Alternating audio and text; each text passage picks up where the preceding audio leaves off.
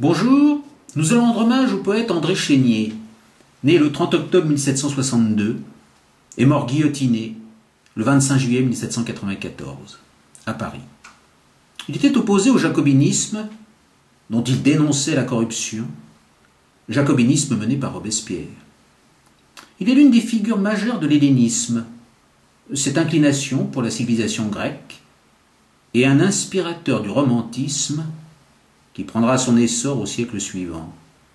On peut songer de suite à Lamartine et Victor Hugo, pour n'en citer que deux.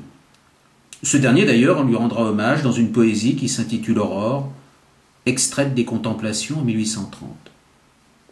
Il est arrêté à Passy, le 7 mars 1794. Il avait participé à une vaste opération consistant à acheter des votes de conventionnels pendant le procès de Louis XVI, et avait conservé des papiers relatifs à cette affaire. Activement recherché, il est arrêté et jeté à la prison Saint-Lazare.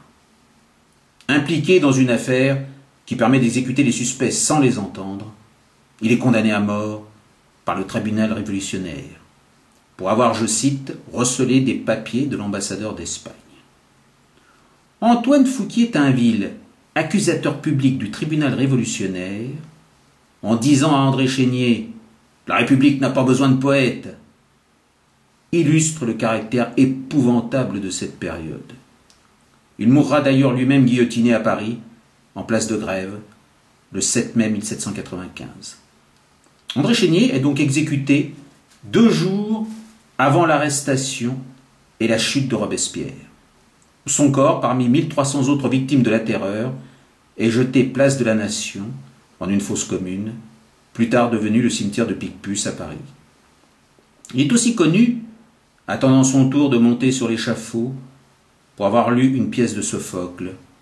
Et lorsque le bourreau l'appelle pour lui lier les mains, Chénier remet son livre en poche, après avoir corné la page, comme pour reprendre sa lecture. Il meurt donc à 31 ans, et nous avons perdu là un grand talent français.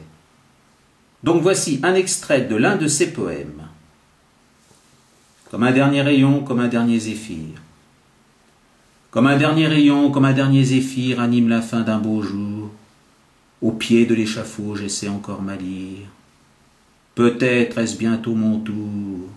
Peut-être avant que l'heure en cercle promené ait posé sur les mailles brillants dans les 60 pas où sa route est bornée. Son pied sonneur et vigilant. Le sommeil du tombeau pressera ma paupière.